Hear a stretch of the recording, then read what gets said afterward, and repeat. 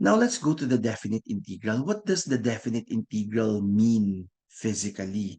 So for example, you're given a certain curve in here, the curve of y equals f of x. And then you're asked to solve for the integral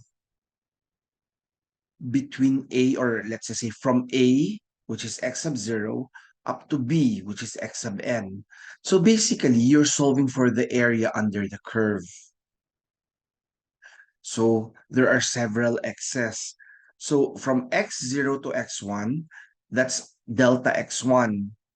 And then, of course, as the delta becomes smaller and smaller, they become what you call the dx, the increments. Okay. So the summation notation is actually this one. It would be good to know this, guys. I know we're not solving for the Riemann sum. Riemann is spelled like this. Pero the Riemann sum is basically, look at z. Z is the height multiplied by the width. So width times height is actually the area of one rectangle. So plus the Riemann sum. So parang you cut it into several rectangles. That's why this is the Riemann sum. So the width of the rectangle multiplied by the height of the rectangle from 1 up to infinity, ito infinity to should be the total area under the curve. So it's this. However, when the delta x, as I said, approaches 0, it becomes very, very small. It becomes an integral from a up to b. So this becomes um, the definite integral where a is the lower limit, b is the upper limit, and of course, f of x is the integrand. Please know your parts. Okay. So this one it's just for reading, and then some of the properties.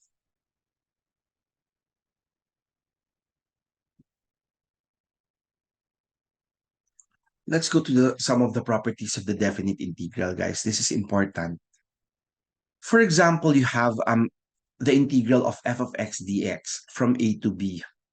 A usually is always the lower limit. Kunyari, 2 up to 5. Pag napagbaliktad mo siya, nagawa mong 5 up to 2, it's the negative of the original. That's one of the properties. Next, if the limits are the same, that means there's nothing to solve for because you're not moving. Next, if it's from A to B, and then there's a C, any constant in between A and B, you can actually separate the integral into two different integrals. The first integral is from the lower limit up to the middle, which is C. Next is the middle up to the end, which is B. So this one would still give us the same as the A up to B limits.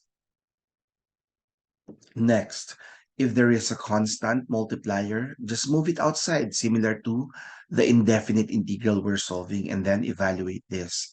If there are two functions being added or subtracted, just separate them, treat them separately. Okay? So let's try this one. So what is your option for you? It's x minus 2. What is the n, guys? 1/2. Very good. Okay. If this is the u, what is the du? 1 dx, or we can just write dx. Okay. So this one would be x minus 2 to the 1/2 plus 1, so that's 3/2 over 3/2. Instead na may plus c, we will write the limits from 2 up to 3. So let's fix this. First is 3 minus 2 to the 3/2 minus 2 minus 2 to the 3/2. So that's 2/3. 1 minus 0. So the answer is 2/3. Some of you will ask, Sir, asan yung constant? Wala na tayong constant kasi you're actually solving for the area under the curve. Para siyang ganito kasi, yan. For example,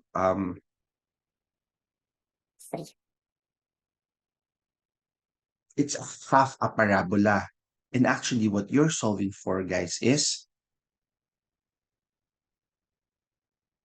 from 2 to 3, you're actually solving for this area. Ang area pala niyang shaded portion is just 2/3. There's a question. So, yung the one sa taas po mauuna, yes. All the time, the top comes first. Ito siya. Siya to. And then the one at the bottom, siya to. You understand? All the time, laging top minus bottom. Nag-cancel out po ba yung exponents ng sinubtract? Yes. Kasi ano to eh, 3 minus 2 is 1. 1 raised to 3 halves, di ba? 1 raised to any number is still 1. 0 raised to any number except 0 and except infinity is still 0. Is it clear? Let's go to this. So here, ang hirap, ang pangit, may dalawa. So maybe what we can do, guys, is separate them. 0, 1, 2x minus 1 to the 3 dx plus integral of 0 to 1 2x dx. So in here, if you 2x minus 1 n is equal to 3, du is 2 dx. So meaning we're missing a 2. We have to bring out a 1/2. Now in here, sa second one, we don't actually need power. I mean, the 2 there, we just bring it out. So here, it's just 1/2 2x minus 1 to the 4 over 4. That's just power rule. Coming from 0 up to 1. In here, that's just 2. And then x squared over 2 coming from 0 to 1. So let's move out whatever we can move out. 1/8. 2 minus 1 is 1 raised to 4. Minus 0 minus 1 is negative 1 raised to 4. Plus 2 and 2 cancel out. So it's just 1 squared minus 0 squared. So here, 1/8 of 1 minus 1. Kasi negative 1 raised to 4 is still positive. So 1 minus 1 plus 1 minus 0 is 1. Kasi 1/8. 1 minus 1 becomes 0. The whole thing cancels out. It will be this. Okay? Ito. This one, I already solved this. Look at this. If the u, kasi di ba there are 2 square roots. The first square root is more complicated than the second one. So what I did was I selected the first square root, the inside, to be 1 plus x squared of x, where n is equal to 1/2. So this one, I had to rewrite this kasi it's ugly. There are 2 x's. I combined them. That's 1 plus x to the 3 halves. So the du for the given here would be 3 halves x to the 1/2 dx. So, ano ba to? Tignan muna natin. Meron ba ng mga parts na yan? May u to the n, may du. Ang kulang na lang pala, 3 halves. So, I supplied the 3 halves, but what I did was, I had to supply a 2/3 to negate that. And then, this is simple power rule. So, 1 plus x squared of x to the 3 halves. Diba? 1/2 plus 1 all over 1/2 plus 1 2/3 from 0 to 1. Tapos, 2/3 and 2/3, 4/9. And then I supply the limits. Ito, Paano to? 2 to the 3 halves minus 1, edi 2 squared of 2 minus 1. Ito yung final answer. Don't simplify anymore. Okay na sa akin yung ganyan. Note that this one is in the form of x to the 3 halves raised to 1 half. Tapos ito, x to the 1 half.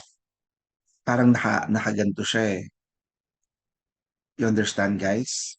Therefore, what I need was 3 halves in here. I needed a 2/3 outside. Kasi nag-skip na ako because this is basic integration. I went immediately to the power rule. Okay. Let's go to the next. Etong next, madali lang din. Okay. So in this case, if you ask, of course, the more difficult one is the one at the bottom. So cosine of 2 theta, where n is -2. Why is it negative? Because it's at the bottom. Therefore, the du is -2 sine 2 theta d theta. So we have everything there except the -2. So I supply a -2, I bring out a -1 half. So applying the power rule, again, what's the power rule? I-write ko ulit dito ah. It's like you're integrating from 0 to pi over 6 of cosine 2 theta -2. So I'll place what I supplied. I needed a -2 multiplier. I have to bring out a -1 half. So using the power rule on the blue, ito na yung next step. -2 plus 1, it becomes -1 over -2 plus 1. Okay. Now, guys, you have to recall your trigonometry. What is pi over 6, guys? Kasi you're not allowed calculators. What's pi over 6?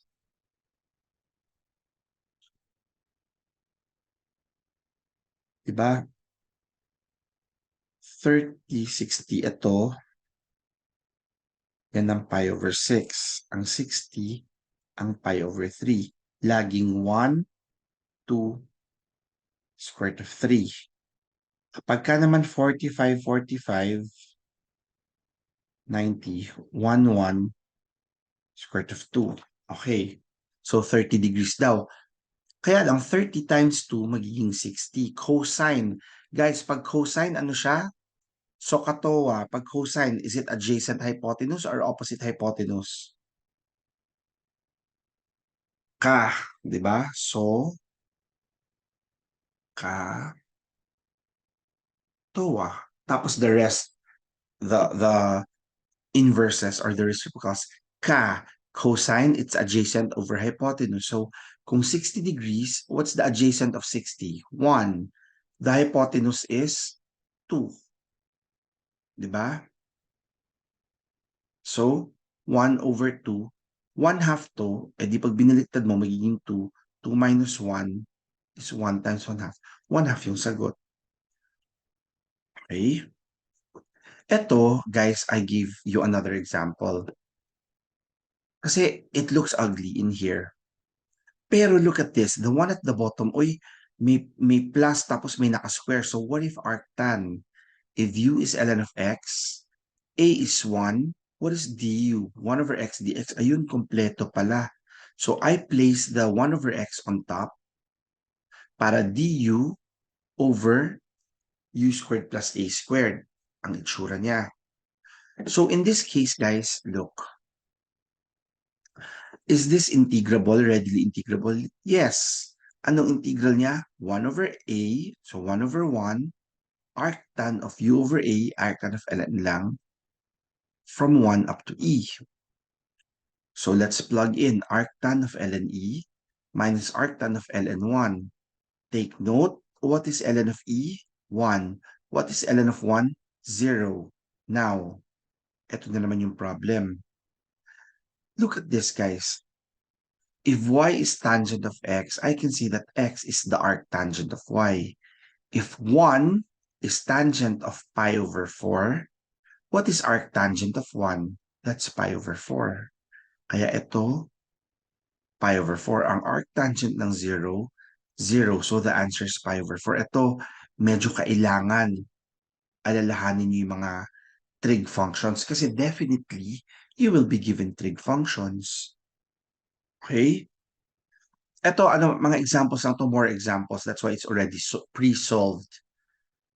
Ito, bago kasi to ano to, absolute value function. So I'll be solving an absolute value for you guys. So for absolute value, ito siya. Pretend, sige, I gave you an x plus 2. What we do, guys, is this. We split this into 2. Guys, what makes the inside part 0? Can you tell me what makes the inside part of the absolute value or the argument? What makes it 0? At x equals negative 2. Tama? So that means I can say that x is negative 2 is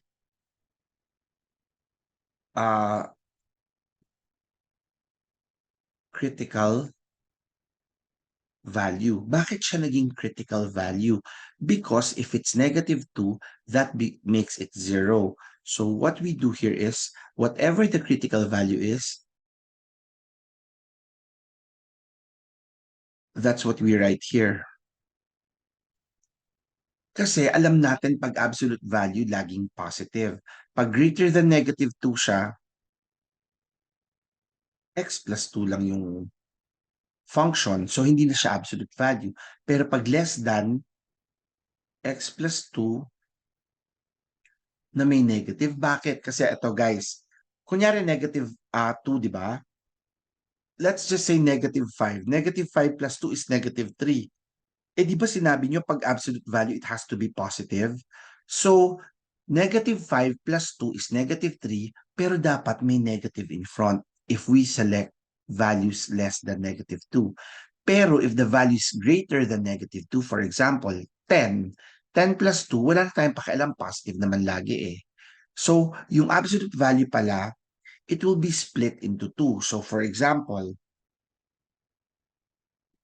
di ba, ito yung negative 2 natin. Anything less than negative 2, let's just say negative 3. Something greater than negative 2, let's just say 4. Example. Example lang yan. Pag nag-plug in ako, guys, ito, let's call this letter A. Let's call this letter B. Pag nag-plug in daw ako ng any value less than sa kanya, magne-negative. Para hindi siya mag-negative, I will supply my own negative sign. So this is your letter A. Pagka nag-plug in ako ng mas malaki sa negative 2, positive naman siya. So I don't really need to supply any signs anymore. Ito yung letter B side natin. Kaya sometimes this is what you call, kapag nasa limits tayo guys, this is what you call negative 2 from the right. This is negative 2 from the left. Di ba? Sa calculus 1 natin. Remember them? Okay. So, anong saysay? Why do I have to show this to you? Because I give you an absolute value function. So, what I do is this. Negative 2 daw. Di ba? Yung critical value. Ano ba yung limits ko? Ay, negative 3 at saka 4. Kaya nilagay ko dito negative 3 and 4. So, pagka nasa kaliwang side daw siya ng negative 2, dapat ang question is negative x plus 2 dx. I-add daw natin, kapag ka nasa right side naman daw siya ng 2, dapat x plus 2 lang yung question, walang negative. Let's deal with the limits. Ito, from negative 3 up to where? Up to negative 2 coming from the left. Pero ito, negative 2 coming from the right up to 4. Ito pala yung magiging function ko. Can you follow, guys? Anong ibig sabihin nito? So, pwede na tayong mag-integrate. I don't need the negative sign. I can bring it out. This is simply x plus 2 squared over 2. Basic lang siya. From negative 3 to negative 2. Ito, pwede na nating hindi ilagay yung negative sign. So here, it's x plus 2 squared over 2 from negative 2 to 4. So let's plug in the values. Negative 1/2 daw. Negative 2 plus 2 is 0 squared minus negative 3 plus 2 is negative 1 squared plus may 1/2. 4 plus 2 is 6 squared minus negative 2 plus 2 is 0 squared. Okay. So ito, 1/2 na lang pala kasi negative 1/2 na may minus 1. 1/2 of 36. What's 1/2 of 36, guys? 18, no? So 37 over 2. Yan yung answer. I'll give you some critical values for you to think of. Okay. Guys, what's the critical value of 2x plus 3? What's the critical value of 2x plus 3? Negative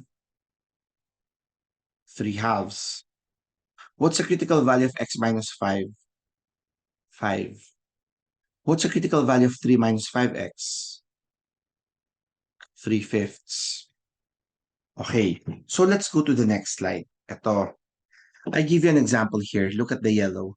Negative 5 up to 3. The critical value is negative 2. Ang tanong, yung bang limits ko dadaan ng negative 2? Yes. Kasi from negative 5 going to 3, dadaanan niya ang negative 2. Therefore, here I had to write, if it's less than negative 2, may minus. Pagka greater than negative 2, wala na yung minus. Kasi pina-plug in ko to. Kunyari, less than negative 2, negative 3. Negative 3 plus 2 ay magne-negative. I will supply a negative sign. Pagka greater than negative 2, let's just say 0. 0 plus 2, positive naman. So wala nang negative sign. So far, do you understand the first one? The first example? Okay. So what I do, guys, is dahil meron akong dalawang portion, what I will do here, guys, is I will have to split it into two integrals. Yung dalawang integrals ko, from negative 5 up to negative 2 coming from the left, pero dahil mas konti raw siya sa negative 2, I will have to include the negative sign. Ayun no, yung nasa taas. And then, greater than negative 2, so negative 2 going to 3. Yung positive na lang. So ito, integrate natin. Look at the bottom, guys. Negative 5 up until 3. Anong niya? Critical value. You said kanina 5. Ang tanong, dadaan ba to ng 5 o hindi? Dadaan ba ng 5 yung limits na binigay ko? No. So tignan natin, since 5 yung critical value niya, if anything is less than 5, negative x minus 5. Anything here given is greater than 5, eto. Pero ang tanong, look at the limits. The limits will not go to 5. All of the limits mo are less than 5. So when I ask you which of the two will hold true, only the top portion. Kaya ito, negative 5 up to 3, only the top. Kasi yun lang yung meron sa limits mo eh. Look at this one. Ito alam natin, negative 8 yung critical value. Pero look at the limits. Yung limits mo ba aabot ng negative 8 o hindi? No. Since hindi siya aabot ng negative 8, what I will do here is, titignan ko muna. Okay. Isang less than negative 8, isang greater than negative 8. Pag less than negative 8, eto siya, yung may minus. Kasi pinlagin mo, negative 9 plus 8 ay may negative. So, since absolute to, magsusupply ako ng sariling negative to force it to become positive. If it's greater than negative 8, just copy. Pero since ito, yung limit ko laging mas malaki sa negative 8, I will only select the bottom. I can rewrite and remove the absolute value to make it simple parenthesis. Now look at this. Ito binaliktad ko. Nauna naman yung number bago sa letter. So less than 5 at saka greater than 5. Alam natin critical value is x equals 5. Guys, look. Less than 5, let's just say 4. 5 minus 4 ay positive. Wala nang sign. Pagka greater than 5, let's just say 10. 5 minus 10, uy, magne-negative siya. Para hindi siya negative, I will supply my own negative. So, etong dalawang to. Pero looking at the limits, from negative 3 to 3, di ba 5 yung critical value? Since laging mas konti sa 5, I will only take the portion na less than 5. Ito siya. Okay? Don't worry, I'll give you more of this. Ito. For example, in this case, ano yung nasa absolute value?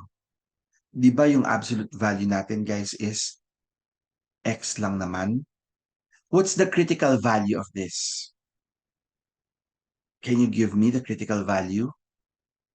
Pag wala siyang kasamang number? 0 lang, di ba?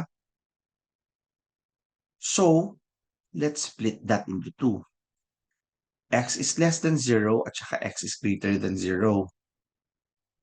Okay. Pag nag-plug in tayo ng less than 0, let's say negative 1. Negative 1, edi magne-negative yun. Para hindi siya mag-negative, I will supply my own negative sign outside. Pag greater than 0, let's just say 5. Edi laging positive siya, wala na tayong problema. X na lang. Okay. Yung limits ba natin, dadaan ng 0 or hindi? Will our limits pass through 0? Yes, dadaanan niya yung 0. So that means both of them we need to work out. Okay, paano yan? From negative 1 up to 0 coming from the left. Pag less than daw ng less than 0, alin sa dalawa? Upper or lower? Upper. So magiging minus x dx. Wala tayong problema. Plus, from 0 up to 1, doon naman tayo sa baba. X minus x dx. Ang problema, guys, look at this. Hindi ba ang x minus x nag-cancel? Okay lang. E di nag-cancel siya. Walang problema. Some of you will ask, let's rewrite this first. When you ask this, sir, pwede ba yun? May negative yung loob ng square root? Siyempre, sasabihin natin bawal. Pero alam nyo na ba yung x? E di pag ang x nyo negative din, magiging negative x times negative 2, magiging positive siya. Di ba? So baka pwede. So in this case, if the u is negative 2x, the power is 1/2. What is the du?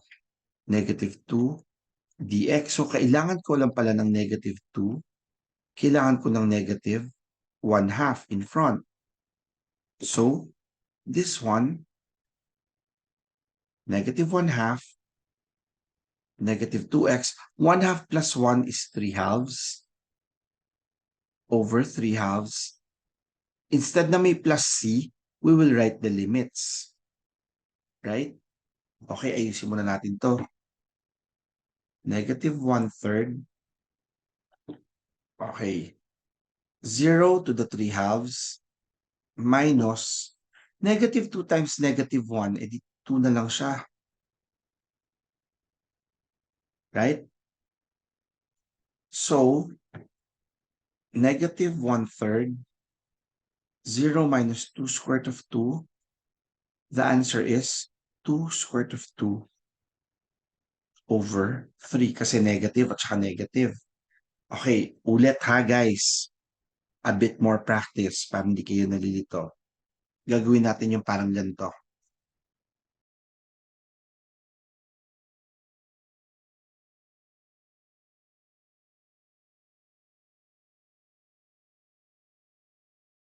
Guys, what's the critical value? 4.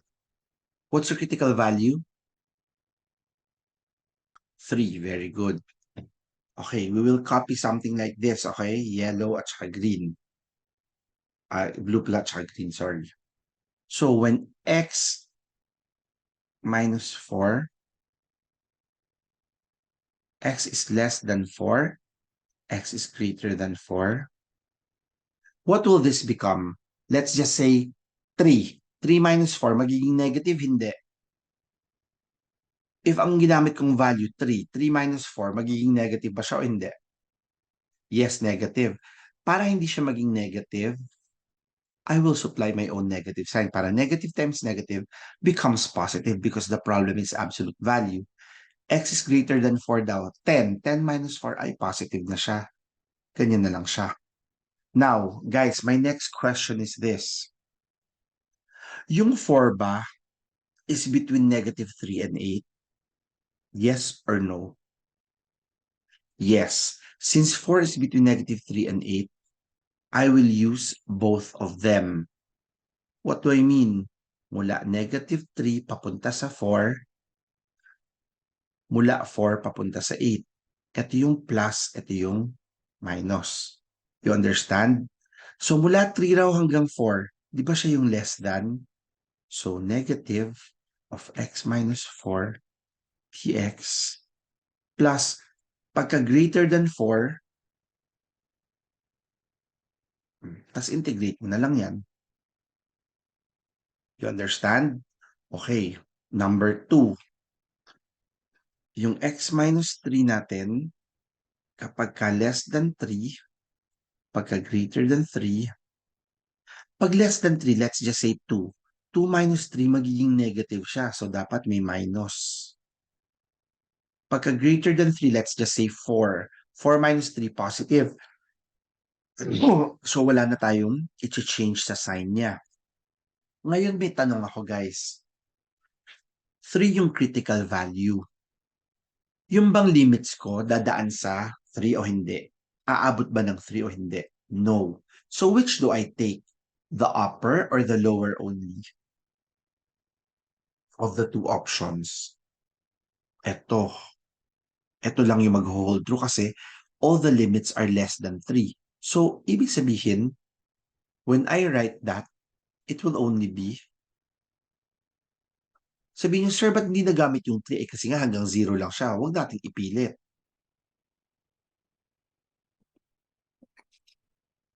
Sige, isa pa. Say, negative 5 to positive 5.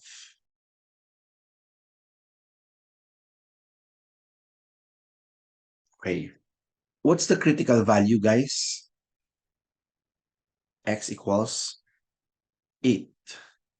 So, 8 minus x, x is less than 8, x is greater than 8. Okay. Less than 8, try natin 7. 8 minus 7, positive or negative? Positive. So that means, hindi natin papalitan yung, papalitan lang natin siya from absolute, it becomes parenthesis, but we don't need to supply a negative sign in front. X is greater than 8, let's just say 10. 8 minus 10, magne-negative, di ba? Am I correct? So, 8 minus x, let's supply a negative sign para hindi siya mag-negative. Pinipilit natin siyang mag-positive. You understand, guys? I have a next question.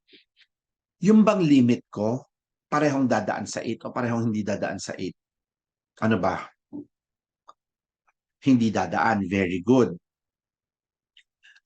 So, it will not go through 8. Which of the two? The first or the second will only hold true? The first. Kasi yung limits nyo, negative 5 to 5, they're both less than 8. So that means if I were to rewrite this will only be from negative 5 to 5 and then, yung sa taas, 8 minus x dx. Yan lang siya. And then this one, you can easily integrate this naman eh. If u is x, 8 minus x, du is negative x, negative dx. Supply a negative sign, and then power rule. This one, power rule. That one, power rule. Puro power rule lang siya. Para lang siyang ito. Ito. Our first example here. Okay? Here, I showed you a cosine. I know you will not like cosine. I gave you an example here na cosine. What we'll do here is this. Remember this one from your trigonometry? Sex and the City. You know the show? Sex and the City, meaning here, sine and its inverse, which is cosecant, are positive. Here, pagka A, all functions are positive. Here, tangent and cotangent are positive. Lastly, cosine and secant are positive. Look at the given from 0 up to pi. From 0 daw up to pi. From 0, which is quadrant 1, dadaan daw siya ng 90 degrees, dadaan daw siya ng hanggang 180. So, first and second quadrant ang covered niya. May tanong ako. Sa first quadrant, ano ang critical value ng cosine, guys? When will cosine be equal to 0? Ito, cosine x becomes 0 when x is 90 degrees. So, ang critical value niya is 90 degrees. I'll write the critical value here.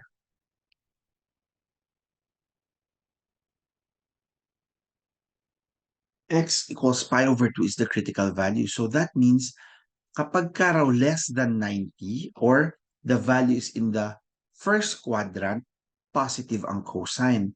Pero pagka raw nalipat ng second quadrant, negative na yung cosine. So, from 0 to pi over 2, positive yung cosine. From pi over 2 up to pi, negative ang cosine. Okay, let's go back. Do you understand the quadrants in here? Okay. Do you understand what I meant by this? Ito, what has happened, how I got my critical value.